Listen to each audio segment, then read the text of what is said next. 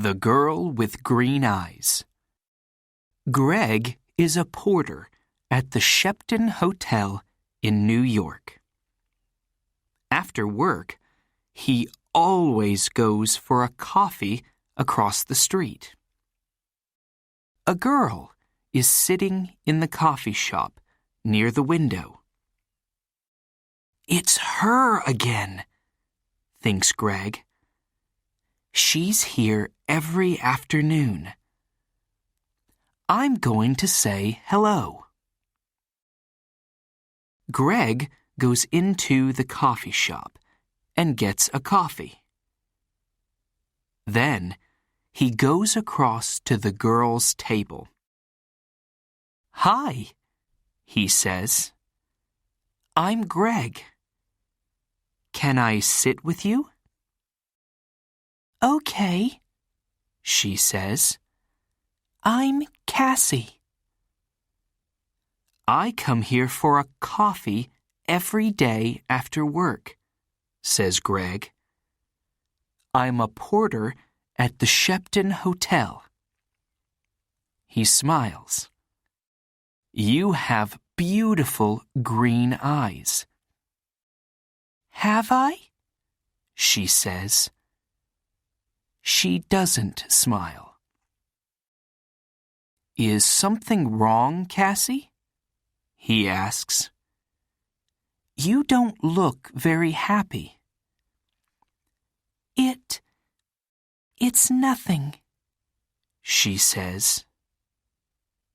"Tell me," says Greg. "Maybe I can help." "Well," she begins.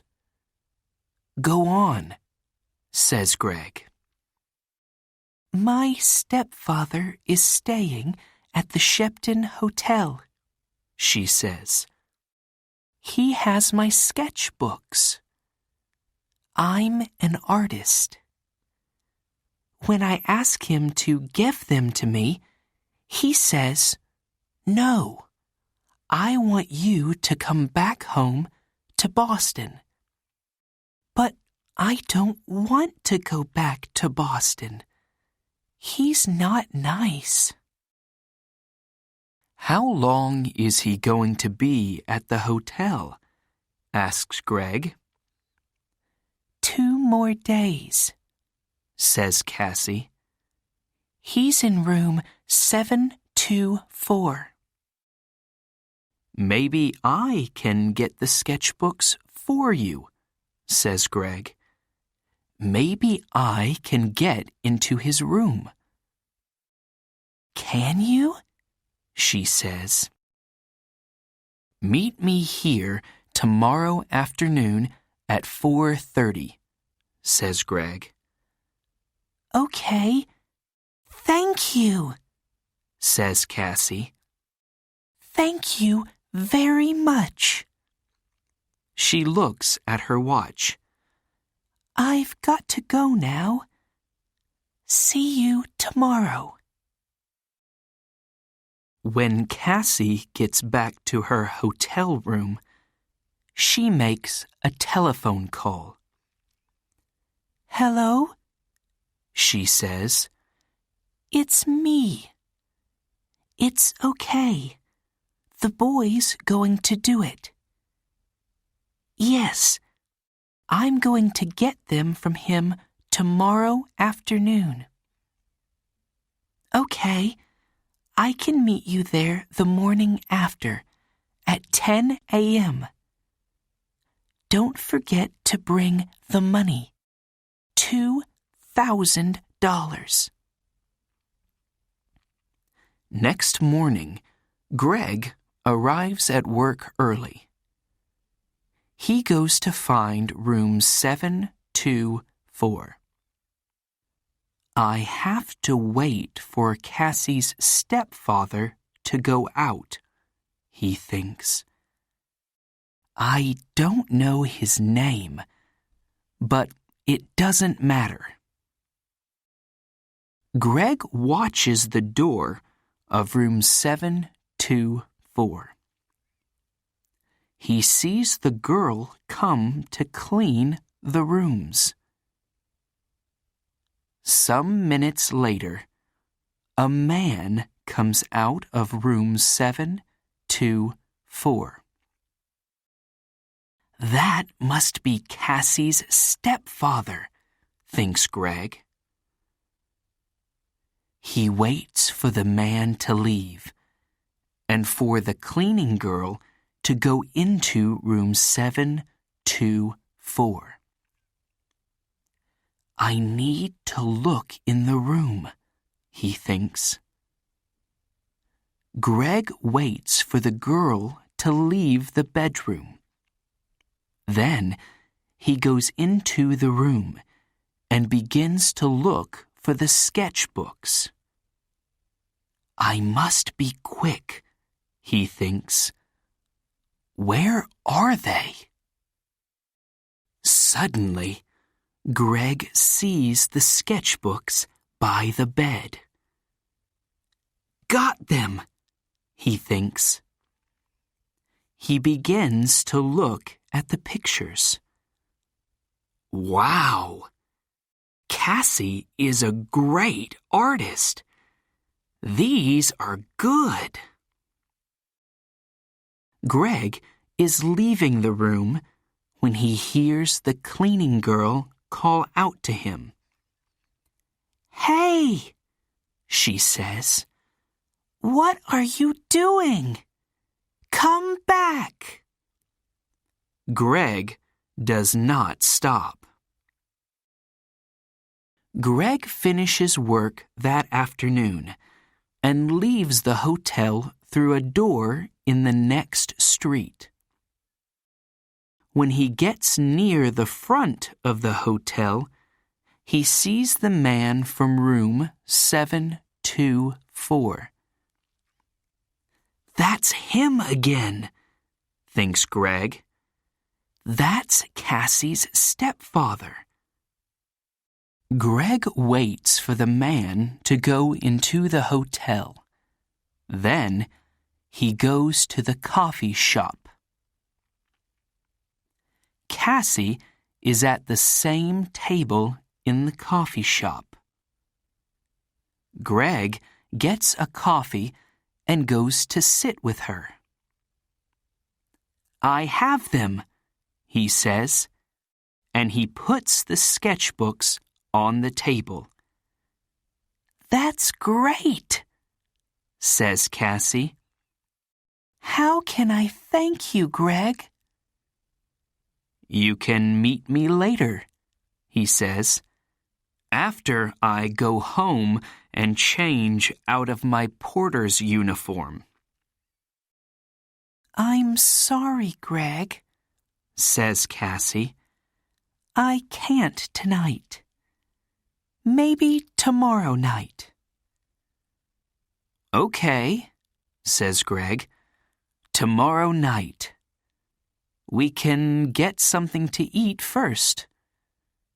Yes, okay, says Cassie. I have to go now, but meet me here tomorrow evening at 6 o'clock. Cassie gets up, ready to leave. Don't forget your key, says Greg. Oh, thanks, says Cassie. She takes it from him quickly. See you tomorrow. Greg is finishing his coffee when he sees his friend, Mike. You're in trouble, Greg, says Mike. Jake Russo's sketchbooks are not in his room. Room 724. And there are CCTV pictures of you coming from that room. Who is Jake Russo? Asks Greg. Suddenly, he's not feeling very well. An artist, says Mike. His pictures sell for thousands of dollars, and his sketchbooks sell for thousands too. Do you have them? Asks Mike. No, a girl has them, says Greg. What girl? Asks Mike. A girl with green eyes, says Greg, and he tells Mike about Cassie and her stepfather. But it's not true, says Mike when Greg finishes speaking. Jake Russo doesn't have a wife or a stepdaughter. You have to find that girl and get the sketchbooks, Greg. And you have to do it before the police find you. Greg walks home to his one-room apartment. How am I going to find her? He thinks. She has Jake Russo's sketchbooks now, so she's not going to meet me again. Is she going to sell them for a lot of money? There is a police car in the street, next to Greg's apartment. Oh no! He thinks. They're waiting for me.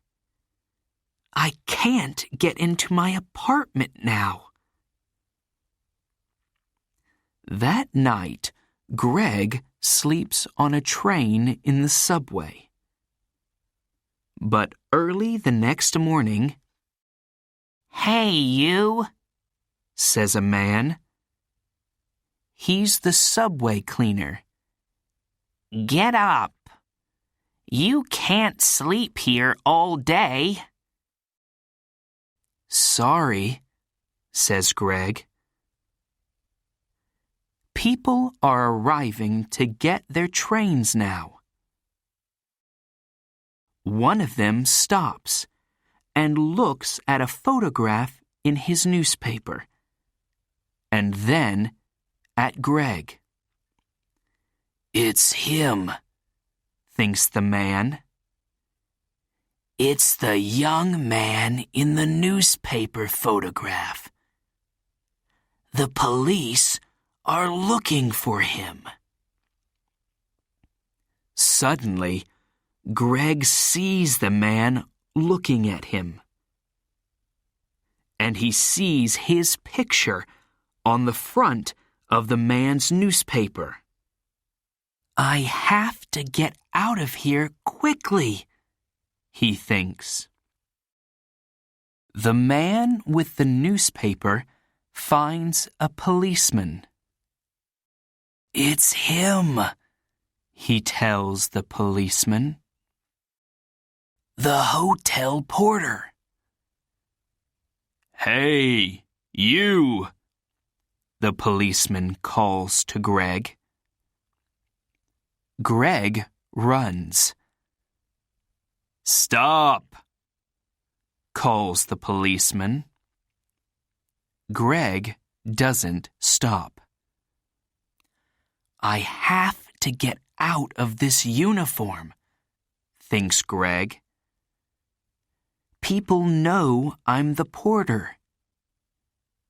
Maybe Mike can give me something different to wear. When he gets to Mike's apartment, Mike opens the door. I need something to wear, Greg tells him. I can't go back to my apartment. My picture's in the newspaper, and... Yes, I know, says Mike. It's okay. Come in. Where's the girl? Asks Mike. Do you know? No, says Greg. What can you remember about her?" says Mike.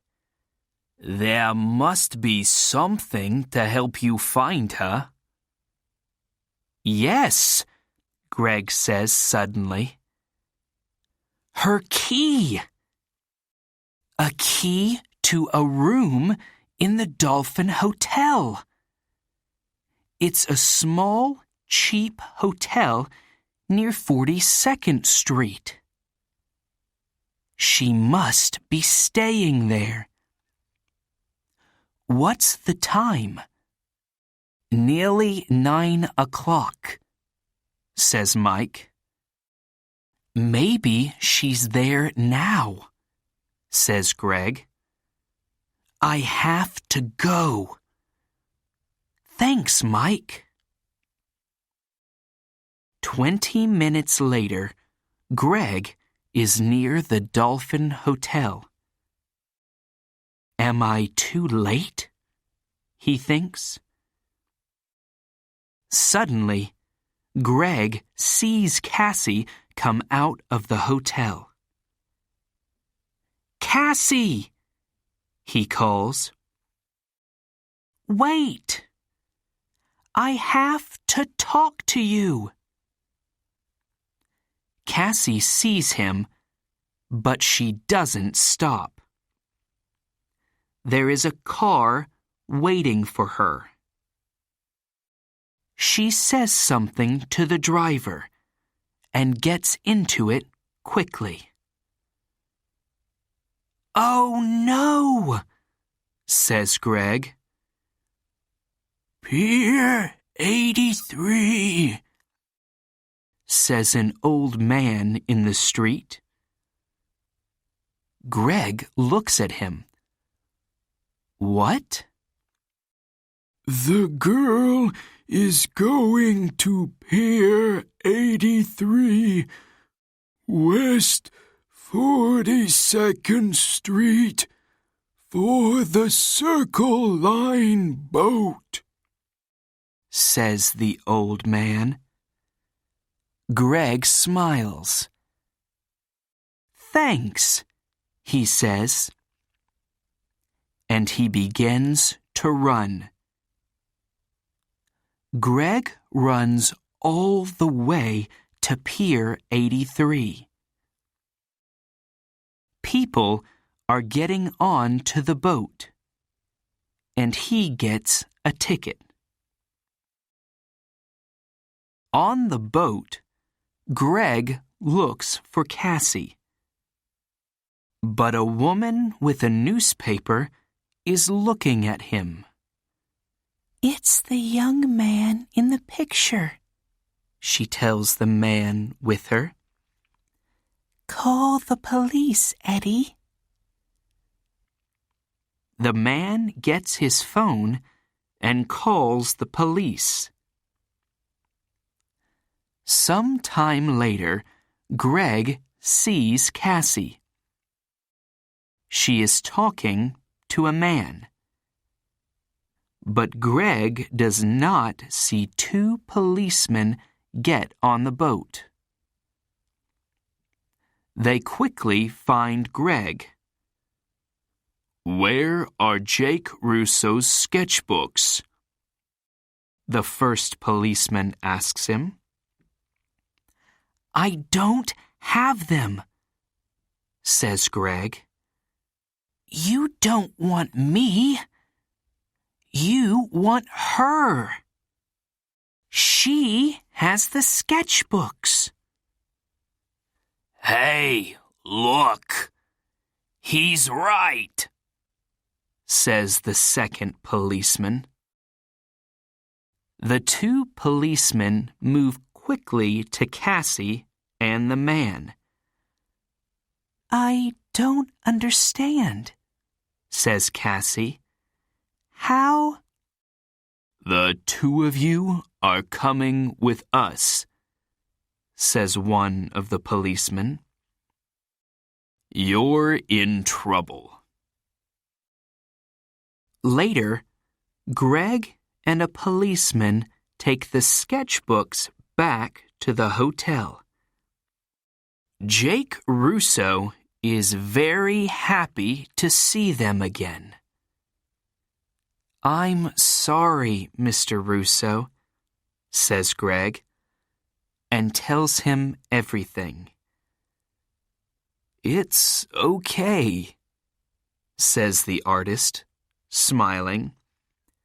But stay away from girls with beautiful green eyes.